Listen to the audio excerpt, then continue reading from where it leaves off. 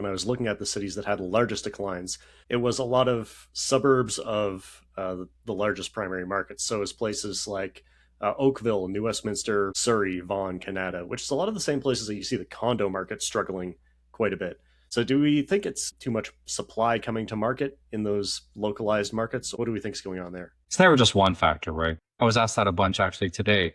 Is it too much supply? Rents are still what, $300-$400 more than they were February of 2021. We are seeing multi-decade high of supply, but that's of course after decades of not adding anything really to the Canadian market. It's at the point now where I think there's got to be a little bit of a changing of perspective of what Canadians want and expect out of a rental unit in general. Most people, when they think of an apartment, they assume you live somewhere that was built in 1972 that doesn't have air conditioning, right?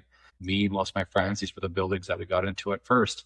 But the fact that we are seeing all this new supply come in, I think is a good thing because that older stock hopefully will get moved towards low-income housing, which I'm hoping is the case, which we are still lacking significantly I in. think the word you're looking for is continuity of housing. That is exactly what I was thinking the same. But yeah, we're seeing the supply coupled with a decrease in demand, coupled with a struggling economy, which has probably sidelined a lot of would-be renters to maybe hold off a little bit longer until they get into their first rental potentially. Yeah, attributing the slowing market purely to one factor or another is, I think, disingenuous.